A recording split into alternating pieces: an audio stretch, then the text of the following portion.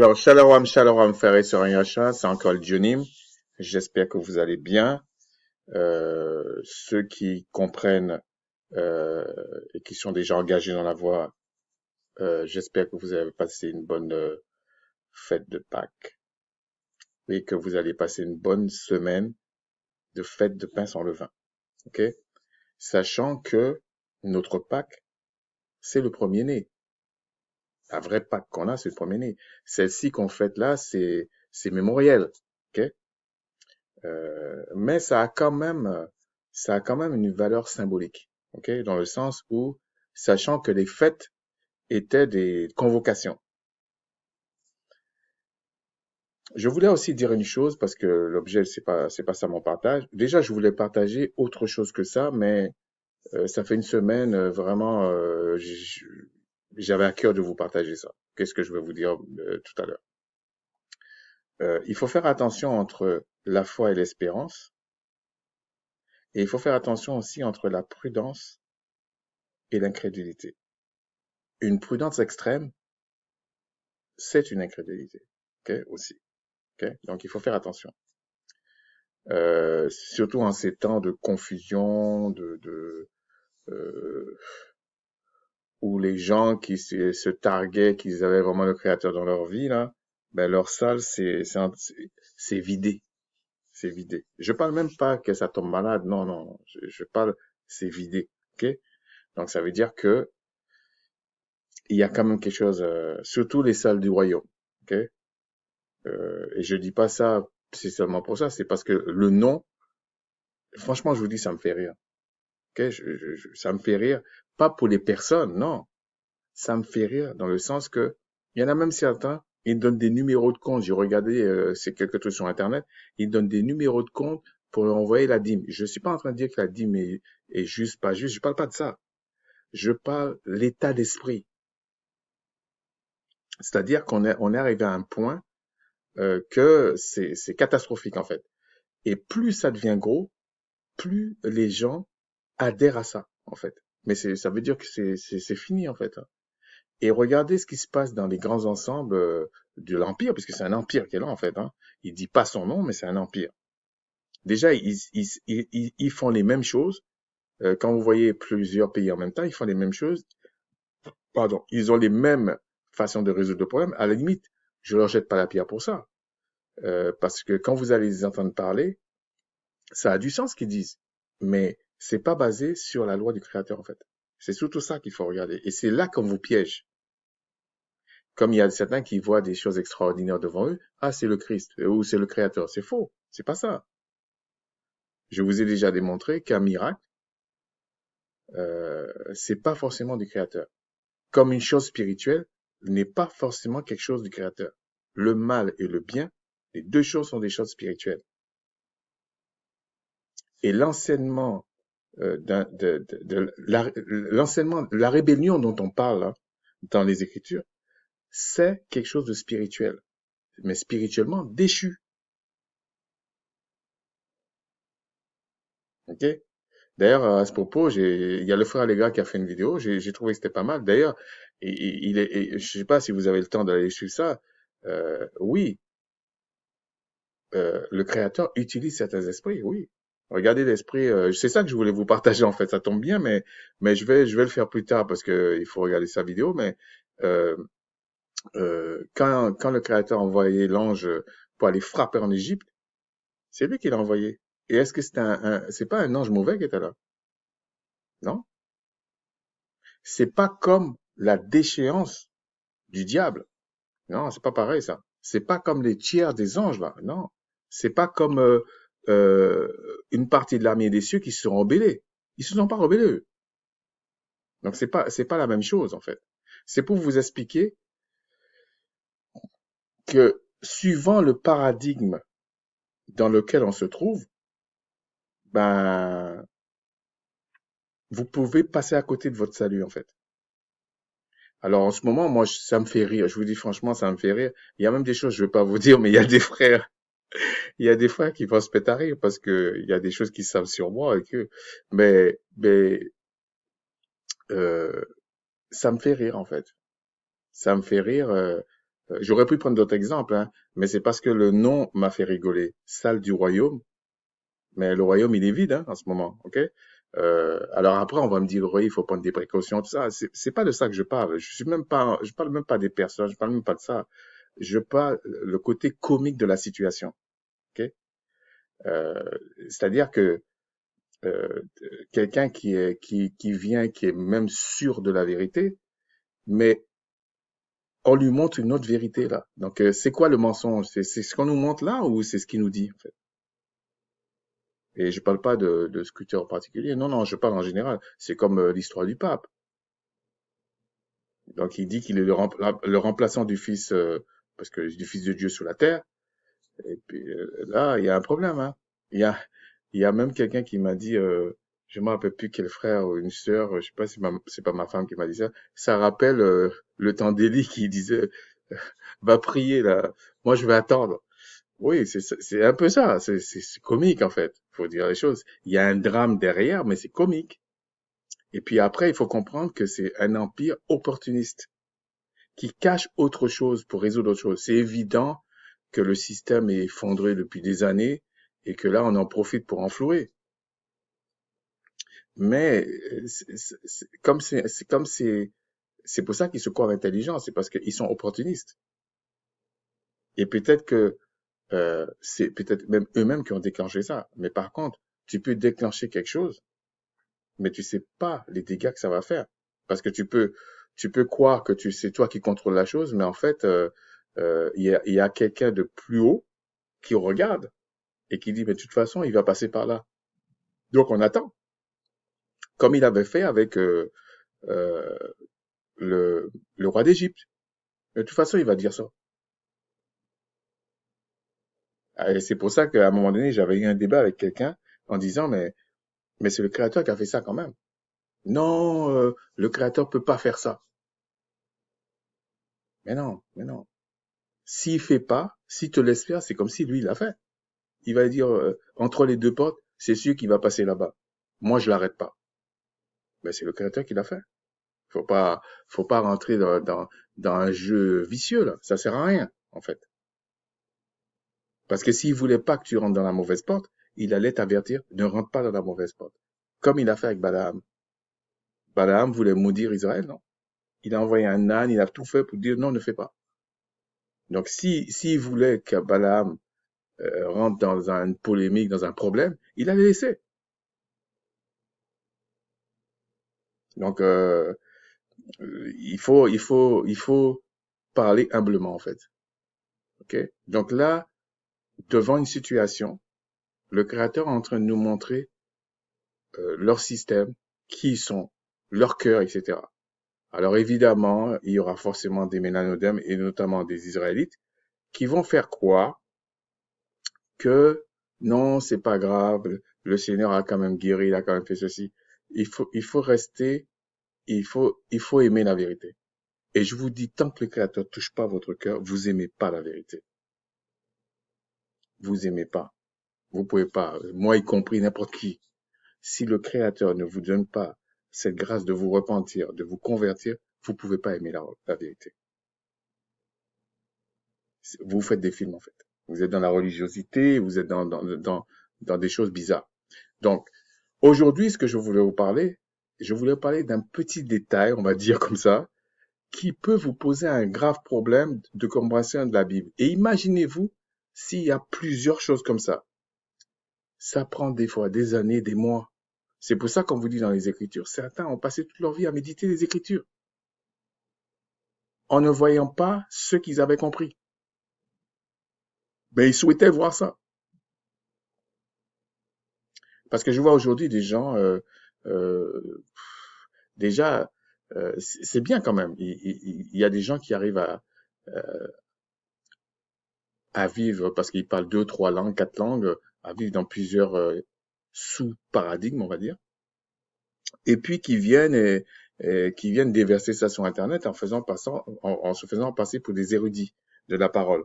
Mais le problème, c'est que si on attend un peu, il y aura des contradictions. Donc c'est pour ça, faites attention. Et donc, euh, les, les traducteurs, moi c'est ça que je voulais vous parler aujourd'hui. les traductions de la Bible. Et peu importe la langue, c'est pas une question de langue.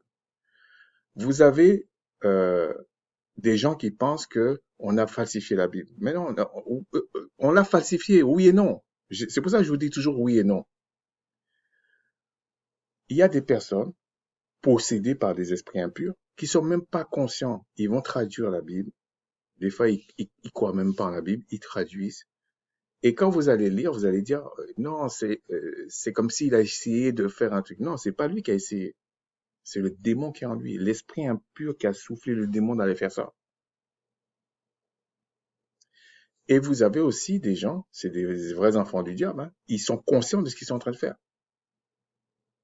Ils traduisent mal, exprès. Mais euh, peu importe, euh, je connais pas le pourcentage de l'un par rapport à l'autre, mais en réalité, vous allez voir que le détail que je vous donne, c'est pas que la personne a voulu faire ça dans un sens de coincer, pas coincer. Je pense même pas que c'est ça.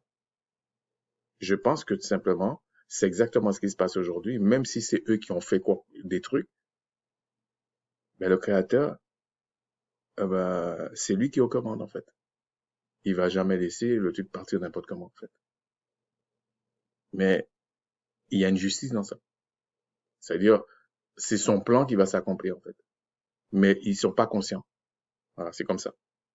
Donc, la personne, quand il traduit la Bible, et puis les gens vont dire, ouais, il a mal fait, il n'est pas forcément conscient de ça. OK? Donc, on va aller dans Marc 16, le verset 2, mais on va lire le verset 1, OK? 1 à 2. Lorsque le sabbat fut passé, Marie de Magdala, Marie, mère de Jacques, et Salomé achetèrent des aromates afin d'aller embaumer le Christ. Le premier jour de la semaine, elles se rendirent au sépulcre de grand matin, comme le soleil venait de se lever. Alors, dans le paradigme hébreu, en tout cas de l'époque, la journée pour eux, c'était 12 heures de nuit et 12 heures de jour. C'est pour ça que j'ai pas compris. Une fois, je parlais de ça avec un frère. Euh, les gens qui disent, qui racontent n'importe quoi parce qu'ils veulent écouter l'explication de ces faux hébreux. Ok? Et d'ailleurs, eux-mêmes, ils disent un hébreu ne peut pas être leucoderme, c'est forcément des mélanodermes. Donc, après, il y a des gens qui pensent mieux qu'eux, ils disent non, non, non, c'est vous les vrais. Bon, ça c'est autre chose. Et donc, ils les prennent comme référence, et puis ils arrivent à des aberrations. Mais en réalité, euh, les jours, c'était de 6 heures à 18 heures, et de 18 heures, et non, 18 heures à 6 heures, et 6 heures à 18 heures. Si on explique comme ça aujourd'hui. Et il y a même des endroits en Afrique, j'ai rencontré des gens qui me disent que ça fonctionnait comme ça. Et peut-être même ça fonctionne encore comme ça. Et c'est pas forcément des zones où il y a que des Hébreux en fait ou des choses comme ça, mais on voit que c'était généralisé parmi les ménalodermes en fait. Donc ici, on vous dit le premier jour de la semaine. Ça paraît très simple, hein.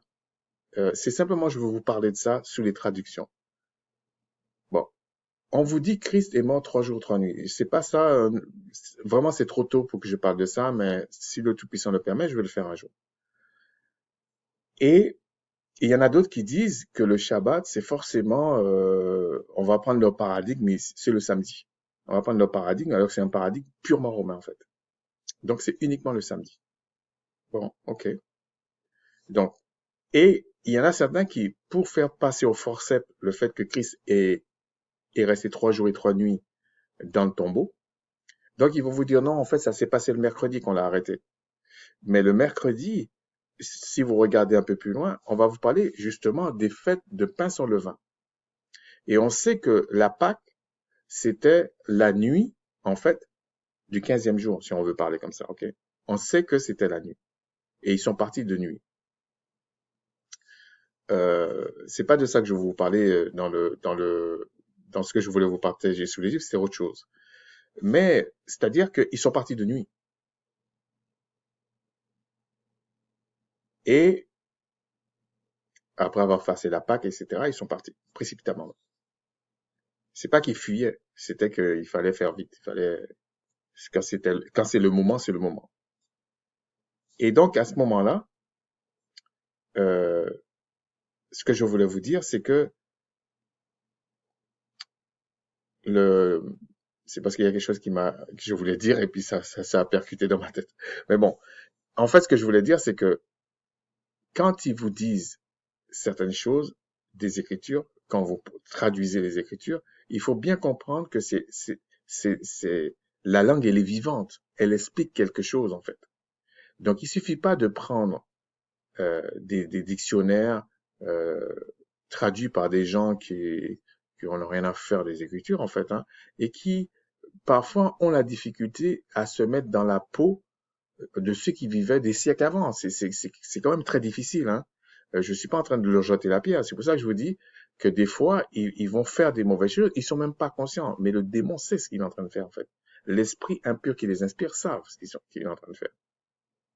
Donc, euh, le premier jour de la semaine, on va vous dire, euh, donc, si on reste dans le paradigme romain, euh, même peut-être grec, mais on va dire romain, ce serait le dimanche. En tout cas, dans le monde anglophone, c'est le dimanche. Mais je sais très bien que dans le monde francophone, c'est comme si c'était un lundi.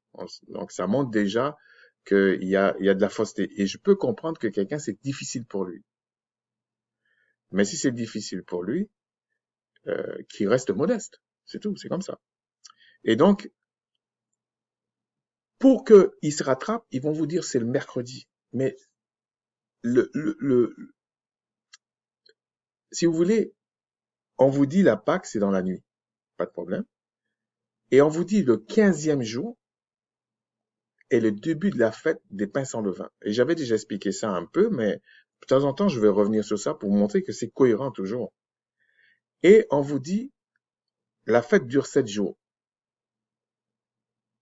Mais si on prend euh, euh, la cohérence, qu'on dise que le 14 c'est un Shabbat, etc., on voit bien que du 15 au 22, ça fait 7 jours.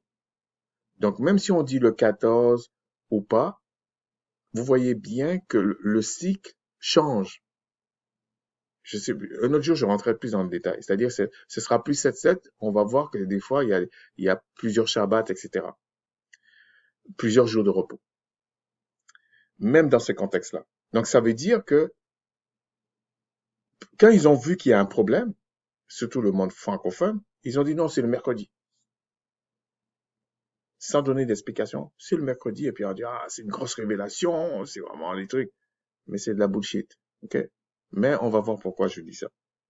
Donc, parce que s'ils disent qu'on a arrêté le Christ et sa mort a été constatée le mercredi, effectivement, si on prend leur paradigme, ils vont vous dire jeudi, vendredi, samedi, et il est ressuscité le dimanche. Effectivement, ça fait 3 jours et 3 nuits.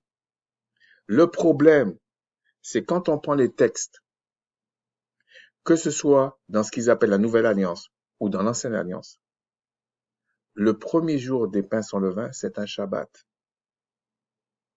Il y a même des moments, on va vous dire c'est un Shabbat où vous pouvez rien faire et on va vous dire parfois vous pouvez préparer à manger. Okay? Donc ça veut dire que si on écoute ces gens-là qui vous disent que le Shabbat c'est uniquement, ça veut dire même 7, pour eux ça veut dire 7. Hein? Donc ça veut dire que cette semaine-là, il y a 2 fois 7 jours. Je sais pas quel genre de semaine que c'est, mais ça veut dire le mercredi, ce sera un 7e jour. Et le samedi, c'est encore un 7e jour. Parce que sinon, Christ peut pas ressusciter là 3 jours, 3 nuits. Non, non, non, c'est faux. Il y en a qui peuvent être tentés par le fait de dire que le fait qu'il y a eu quelques heures de nuit et de jour, je ne vais pas rentrer dans ces détails-là, mais je suis obligé de l'expliquer. Ça veut dire, ça peut faire comme jour et nuit. Vous voyez, 3 jours, 3 nuits. Ok? Après, il faudrait que la personne définisse jour et nuit, mais même là, ça colle pas tellement, c'est tiré un peu par les cheveux, ok? Mais tout ça pour vous dire que la, la, la traduction ne se base pas uniquement sur une traduction mot à mot. C'est plus compliqué que ça, en fait. Les traducteurs ont généralement un sacré boulot, et même les linguistes. C'est vraiment du boulot, ok? Et donc, ici, par exemple, vous voyez ça, si vous êtes dans des pays comme moi où il y a deux langues plus ou moins officielles, en fait, et il y a des traducteurs qui sont en direct et qui parlent, je vous assure, c'est du boulot. Moi, je suis pas traducteur, hein, mais c'est du boulot. Parce que il faut quand la personne parle, ça traduit tout de suite et dans le contexte que la personne veut dire. Et la personne ne sait pas vraiment le discours que la personne va dire avant. C'est du boulot. OK? Et des fois, quand c'est très long, il se relaie, hein, parce que c'est la tête disjoncte au bout d'un moment. OK? Parce que c'est compliqué. Et je vois des gens euh, qui sont plus ou moins convertis hier, ils arrivent aujourd'hui, ils prennent un dictionnaire et puis ils parlent. Mais non, c'est pas comme ça en fait. Alors je dis pas que ce que je essaie de dire, c'est que ça peut avoir plusieurs sens. Et justement, quand ça a plusieurs sens, il faut trancher. Et c'est là que pour nous, les Ben Acharala, il faut avoir l'esprit du Créateur pour comprendre comment vivaient les Ben Acharala en fait. Sinon, c'est pas possible. Donc, donc, il dit le premier jour de la semaine. Et comme je vous disais, si on prend textuellement ce qui est écrit, le premier jour de la semaine, ça pose un problème. Si Christ est mort le vendredi, et on dit le premier jour de la semaine, il est ressuscité, il ne peut pas avoir 3 jours et 3 nuits. Si vous dites en plus qu'un jour, c'est 12 heures, et une nuit, c'est 12 heures, c'est impossible. Et les gens vont venir vous dire, ça a été falsifié les Écritures. Oui et non. Et je vais vous montrer pourquoi on dit oui et non. Si on va dans le truc grec, alors moi je vous donne au moins les sources que j'utilise pour ça. C'est facile en fait, hein. Vous allez dans Bible in Greek Online et puis vous regardez celui-là. Prenez celui-là et puis vous allez dans Marc, pareil 16.2. Mais j'aurais pu aller ailleurs, hein. Donc j'ai pris celui-là et regardez comment. Vous vous rappelez, enfin pour ceux qui ont suivi cette vidéo, on a fait tout un procès à travers ça au Ben Acharala et principalement à Darwad à l'époque parce que on avait pris un texte et puis il avait dit oui euh, l'histoire d'une femme et que certains ont dit mais ça veut dire que c'est une seule femme et même certains qui se disent israélites pensent comme ça mais ils vont jamais vérifier. Ok, ils vont jamais vérifier et ça c'est une erreur. Mia effectivement ça veut dire une ou la première. Ok? Ça veut pas dire uniquement une ou une seule. Non, non, non, non. Parce que regardez ici, ils ont traduit le premier jour de la semaine. Donc ils auraient pu dire, si on prenait la même logique, ils auraient dû dire euh, la première femme ou oui la première femme ou mariée avec au moins une femme, etc. Ils auraient parce que la traduction c'est compliqué, mais comme ils sont dans un paradigme romain. Donc, ils ont laissé sous-entendre que c'était une seule femme. C'est pour ça que le frère disait, non, Mia, ça ne veut pas dire une seule. Puisque ici, on l'utilise encore, hein, pour dire le premier jour de la semaine. Donc, ils auraient dû traduire en disant que cet homme aurait dû être marié avec une première femme. Ça change tout dans la traduction. Mais bon, il y en a certains qui viennent avec des inepties pour nous raconter des bêtises. Mais on voit ils ont pas fait le travail. Ils n'ont pas été cherchés, en fait. Ici, on parle pas de ce cas-là. Le mot a été utilisé encore ici, mais au niveau de Shabbat, là ils ont mis un S. Mais pourtant, Quand vous regardez comment ils l'ont traduit, bon, en français, en anglais, c'est pareil, ils disent le premier jour de la semaine. Mais c'est pas marqué premier jour de la semaine ici. La vraie traduction mot à mot, ça va pas, ça va pas. Alors attention, je suis pas en train de leur jeter la pierre parce qu'ils sont dans une logique de paradigme différent des Hébreux. Alors, il y en a qui vont dire, ouais, mais dans l'ancienne alliance, oui, je sais, on dit, regardez ici, j'ai été dans le site .com, là, enseignement.com, hein, et puis j'ai été chercher semaine. Eux, ils ont traduit semaine par Shabouya. Moi, je dis Shabaya. Mais regardez l'explication. Ils vous disent qu'en fait, ça veut dire 7, période de 7, jours ou années, et semaine. En fait, c'est un choix qu'ils font. Et c'est pour ça qu'ils disent faites des semaines. Mais ils auraient pu dire faites des périodes de 7. Ils auraient pu traduire comme ça. Okay? Ça n'a rien à voir avec ce qu'ils essaient de nous expliquer. Donc, ils ont fait des choix de traduction. Et ces choix de traduction-là vous induisent en erreur. Et c'est là l'erreur. Alors, je dis pas que tous, ils ont été naïfs. Non, il y a peut-être certains qui ont fait exprès. Mais je parle globalement. C'est pour ça que je dis oui et non, ça a été falsifié. Ça a été falsifié pour celui qui se trompe. Mais c'est pas falsifié pour celui qui se trompe pas. Par la grâce tout puissant, bien sûr. Donc, ici, alors, bon, malheureusement, je l'ai pas trouvé en français, en fait, hein, mais les Anglais travaillent un peu plus sur ces sujets-là, ok? Donc, ici, on voit bien qu'il emploie le mot Mia, qui veut dire la première ou le premier, et pas l'unique. Mais en fait, ici, ils traduisent avec pluriel Shabbat. Et je vous ai déjà dit, Shabbat, ça ne veut pas dire septième. Même si on peut, quand le Shabbat tombe le septième jour, ça veut dire d'autres choses encore, ok?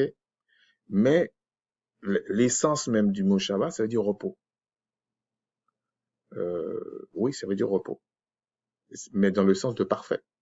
C'est pour ça que par moment, on va souvent employer le chiffre 7. Ok? Et des fois, on va voir la racine Shabbat dedans, mais ça veut pas dire ça. Ok? Alors, regardons encore ici.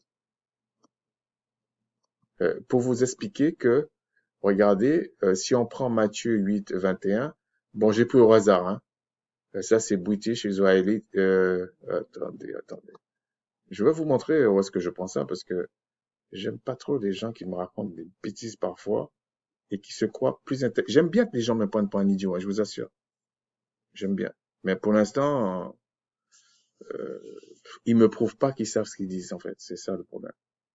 Donc ici, j'ai été ici dans britishisrael.ca. Il parle du verset 28.1. Et je vous signale que euh, les faux juifs, en fait, et même ceux qui travaillent certaines choses, sont moins muselés que dans les pays comme la France, en fait. Je vous dis tout de suite. Ou dans les pays francophones. Donc, ça explique peut-être pourquoi il y a moins d'écrits. Et puis souvent, ils lisent ou ils écrivent l'anglais. Donc, restez toujours dans le français. Si vous voulez rester mouton, restez là-dedans. C'est votre problème, en fait. OK? Et en même temps, c'est pas parce que quelqu'un parle l'anglais ou parle le portugais ou je sais pas quelle langue qu'il est plus intelligent qu'un autre. Donc, il faut faire la part des choses. Donc, ici, on vous dit, Matthieu 28.1, il vous dit, est-ce que c'est un singulier, pas un pluriel, mais il pose la question en fait, parce qu'il sait très bien qu'il y a un problème là-dessus. Et ils disent, ce verset, euh, en fait, il y a une idée derrière qu'il y a deux Shabbats. Et si on va regarder ce verset, regardez, après le Shabbat, c'est eux qui ont dit après le Shabbat, à l'aube du premier jour de la semaine. C'est eux qui ont traduit comme ça. Mais si vous regardez l'essence même, ils auraient pu traduire aussi en disant après les Shabbats. Le premier jour, on va dire, ils pouvaient dire le premier jour de travail, le premier jour des 7 jours, etc. Mais en fait, c'est pas vraiment comme ça, ils auraient dû traduire. Je vais vous montrer quelque chose. Quand vous allez ici, bon, je vais vous dire le site que j'ai pris. Vraiment, j'ai pris ça au hasard, en fait. Ici, j'ai été dans Google et j'ai mis Sabbath. Mettez avec un S en grec parce que sinon, ça va vous faire poireauter. Donc, j'ai trouvé ça. J'ai trouvé que c'était pas mal. C'était pas mal. Parce qu'on voit que la personne a bien réfléchi à ce truc-là et c'est compliqué, en fait. Et je vous ai dit, ils peuvent même être athées, mais ils sont plus rigoureux que certains que je vois me raconter n'importe quoi et puis ils pensent qu'ils sont euh, très très intelligents là-dedans, mais ça me fait rigoler. Je vous dis, j'aime ça. Même dans la vie de tous les jours, c'est pas que je suis sadique, c'est que ça me fait rire quand quelqu'un prend un autre pour un idiot et je sais que celui qui est idiot, qui croit être idiot est plus intelligent que lui. C'est ça qui me fait rire en fait.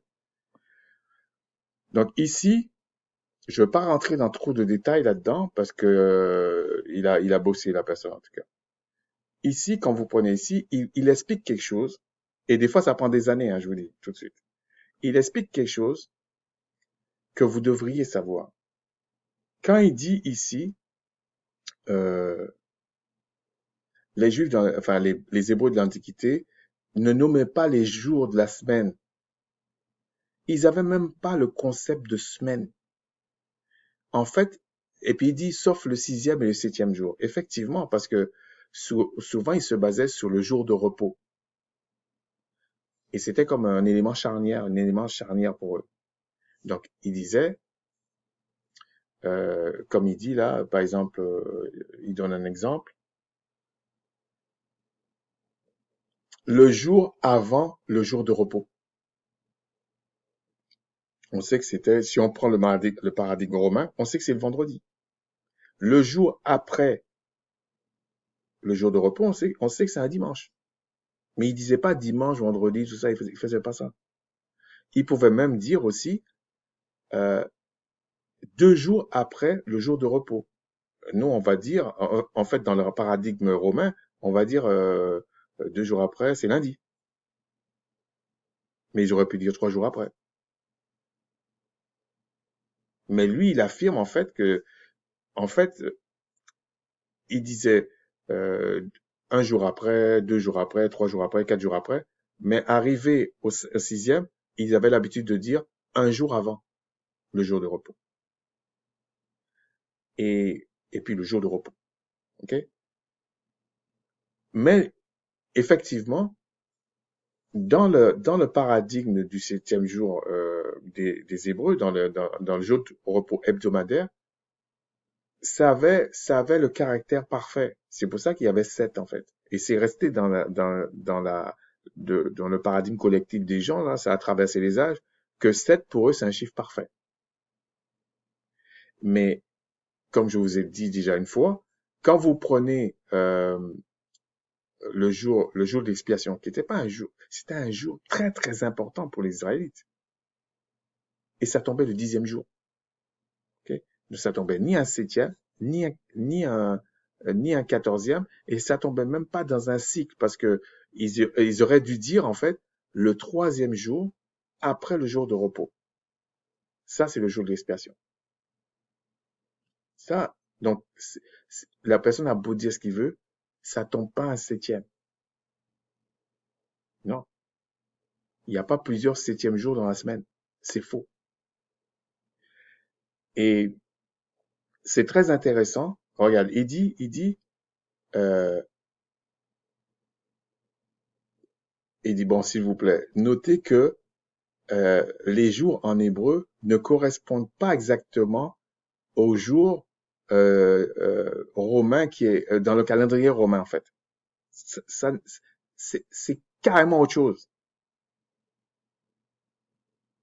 C'est-à-dire que les repères que vous avez besoin pour lire les Écritures, peu importe la langue, vous devez sortir du paradigme qu'on vous a mis dans la tête, on va dire même depuis le ventre de votre mère, puisque même votre mère, nos mères, ont été euh, enfermé dans le paradigme soit grec, soit et surtout romain. Donc ça veut dire que vous êtes né là-dedans. C'est pour ça que c'est très complexe. Et si le Créateur ne vient pas, vous attire pas, vous ne permet pas de vous repentir, vous convertir, vous allez rien comprendre. Je vais vous donner un autre exemple. Vous pensez sincèrement qu'un Éthiopien sort d'Éthiopie et puis il va adorer une fête essentielle à Jérusalem. Il parle l'hébreu, mais c'est un hébreu qui est là. C'est un hébreu qui est là.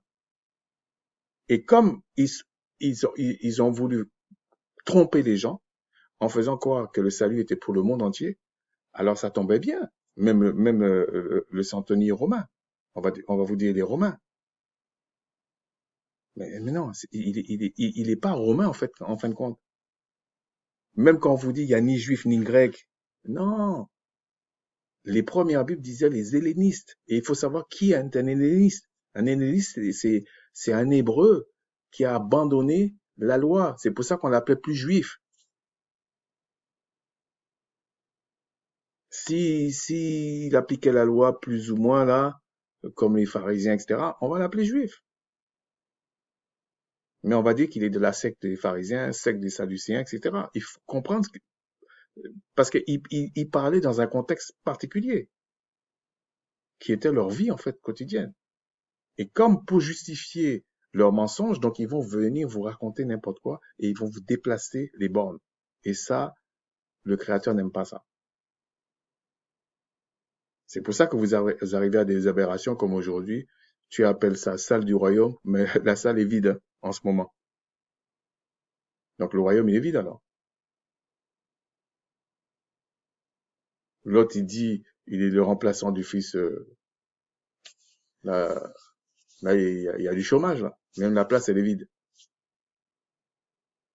Et je vous dis, c'est pas des gens le problème. Parce que c'est pas un problème de régler les choses. C'est pour ça que la parole dit, on n'a pas à lutter contre le sang, la chair et le sang. Ils peuvent même pas hériter le royaume des cieux. C'est une question spirituelle. C'est des esprits qui se tapent dessus. Et je sais qui a gagné, hein. Qui va gagner même. Donc, on va continuer avec ça. Euh, je vais vous donner un exemple pour finir. Parce qu'il faudrait tout lire, c'est vraiment intéressant le papier de ce gars. Ici, par exemple, il parle de Acte 27 et il dit que c'est la même chose. Vous voyez, il parle toujours de bien, etc. Il dit, en fait, pourquoi je vous dis ça? Parce que ça prend des années pour comprendre ça. Ça prend des années, je vous assure. Surtout quand personne n'en parle. Il y a des choses que certains travaillent dessus depuis 20 ans, 25 ans. Et il y a des gens qui pensent qu'il dit ça comme ça. Hein? Il a vu de la lumière, il est passé et puis il dit ça comme ça. Il y en a même certains qui m'ont reproché que j'avais jamais parlé de ça, c'est quand il a parlé de ça. Ça m'a fait rigoler. Parce que les gens qui me connaissent autour, ils vont se foutre de lui, en fait. C'est pas vrai. C'est parce que peut-être c'est lui qui avait la lumière et puis il a gesticulé, mais bon. Donc, en fait, euh, quand vous regardez, il parle de Acte 27. Regardez, c'est pareil. Acte 27, on parle du premier jour de la semaine. Mais cette personne a compris que ça ne devait pas se traduire comme ça. Parce qu'ils ont voulu traduire dans un contexte, dans un paradigme bien particulier, qui est le paradigme romain. Alors, il y en a certains, ils font des cultes de Saturne, ils savent même pas. Ils font des cultes de Mars, ils savent même pas. Et c'est pour ça qu'en attendant un peu, ils vont arriver à des contradictions. Ils n'ont pas le créateur dans leur vie, en fait. Parce que ça, c'est la base qu'il faut comprendre. Et regardez, hein. Et puis, on va finir là-dessus. Parce il faut quand même que vous allez voir vous-même, hein. Ouais, regardez ici, ce que je vous disais. Et je tiens à vous préciser, parce qu'il faut dire la vérité. C'est pas lui qui m'apprend, là. j'ai trouvé quelqu'un que j'ai trouvé que malgré qu'il est peut-être même pas appelé au salut, c'est une honte pour nous. Il comprend mieux que nous. C'est une honte. Mais bon. Regardez ici, il dit, euh, vous voyez, quand il parle de Shabbat, il dit, ça peut être les Shabbats, parce qu'il explique le, le, le, le, le, le premier jour, en fait, là, il dit le premier jour des Shabbats. OK? Mais il aurait pu dire le premier jour après les Shabbats, si vous comprenez tout ce qu'il dit. Il dit le premier jour des 7. Parce qu'il y a, et il dit, ou on peut dire le premier jour de la semaine. Mais je vous ai dit, le premier jour de la semaine, ça, c'est romain, ça. Avec tous les jours, là, qu'ils disaient, et puis ils ont fait un genre de, je me rappelle pas quelle forme on peut dire avec 7 côtés.